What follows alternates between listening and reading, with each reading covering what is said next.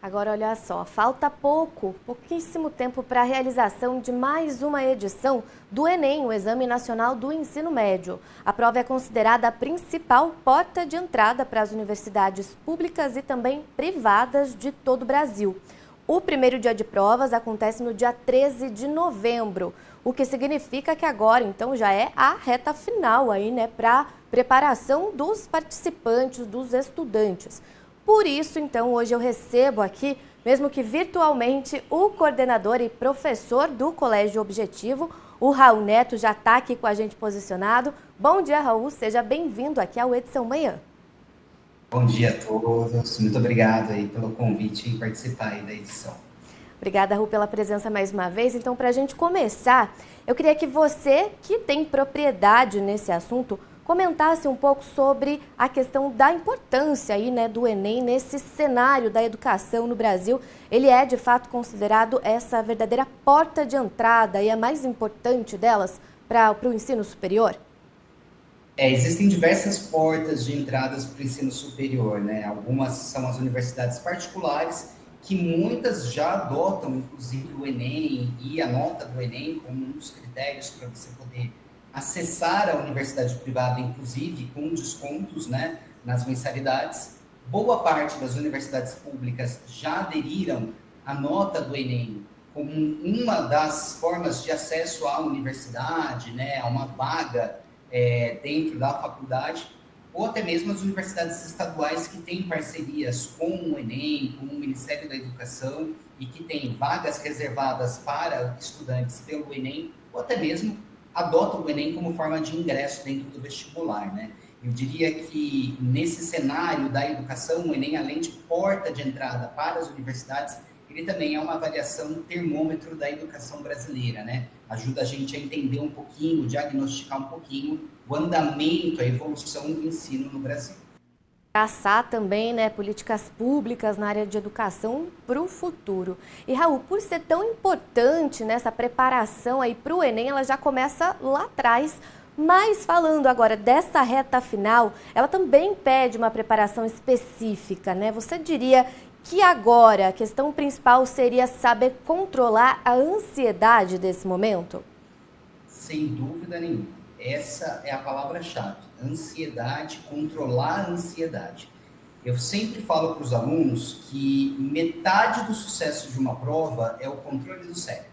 É o controle da ansiedade, é vencer a si mesmo. Você é o seu maior adversário. Por quê? Muitos alunos têm o domínio completo do conteúdo. E chega na hora da prova, trava. Trava por quê? Porque fica nervoso.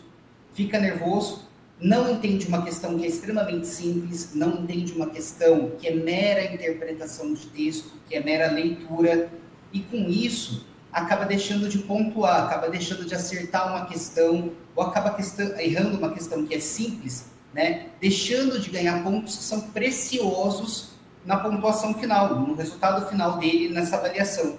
Então, controlar a ansiedade já é metade do seu resultado final, né? A outra metade a gente consegue com os estudos que a gente foi tendo ao longo do ano, né? Com a tranquilidade de ir resolvendo a prova, sabendo que nem tudo você vai conseguir acertar, né? Afinal, o Enem é uma prova de resistência, nem sempre é uma prova de conteúdo, né?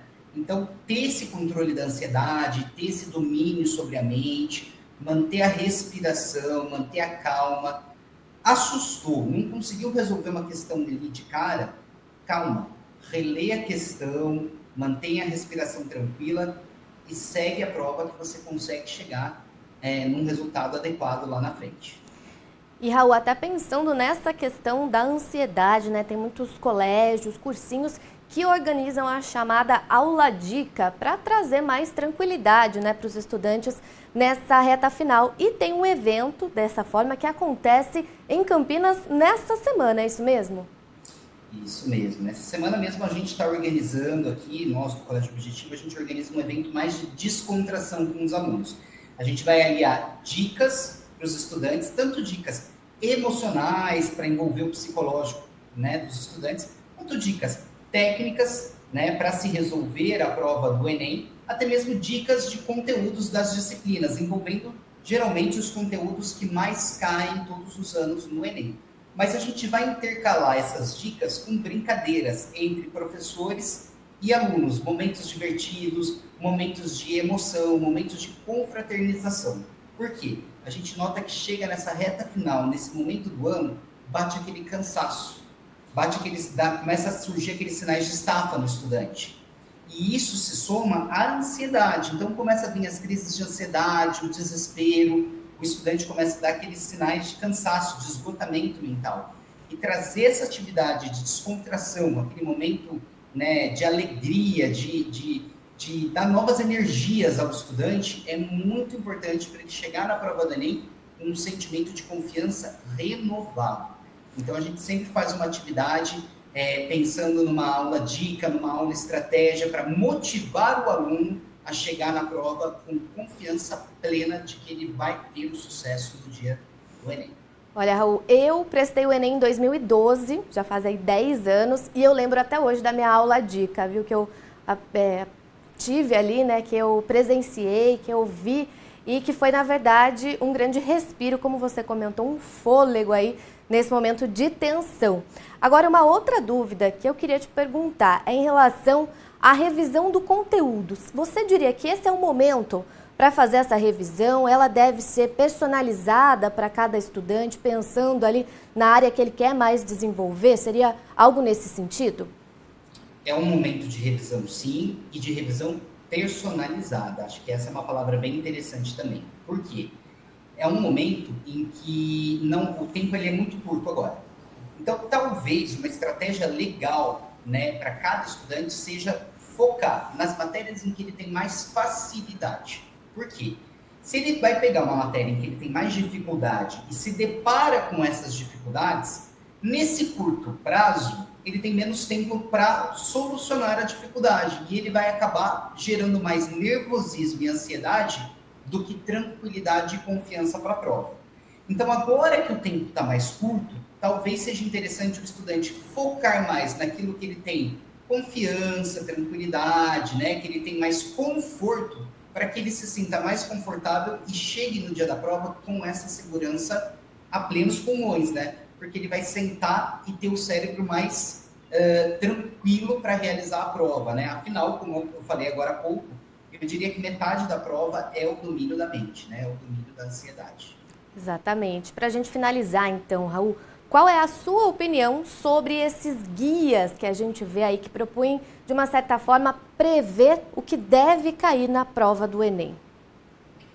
Olha, esses guias, eles são baseados em estatísticas. A gente acredita muito nas estatísticas, afinal, a gente olha para elas, né? Nós analisamos o que caiu os conteúdos que caíram nos últimos anos, para a gente poder ter uma previsão, uma noção do que trabalhar em sala de aula. Mas é preciso sempre personalizar. Não se desespere quando aparece um tema que você não estudou ou que você tem dificuldade.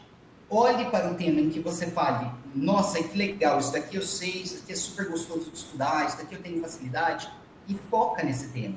Porque o Enem, ele é uma prova que te dá a oportunidade de aprender fazendo a prova. Então, foca nesses conteúdos que você tem mais facilidade e procure, dentro da prova, identificar as questões que são mais fáceis para você resolver. Ela é uma prova de resistência. Então, se você identificar as questões que são mais fáceis, a tendência é que a sua nota final seja melhor, né? E com isso você tem um resultado final mais próspero no parâmetro geral de todos os estudantes.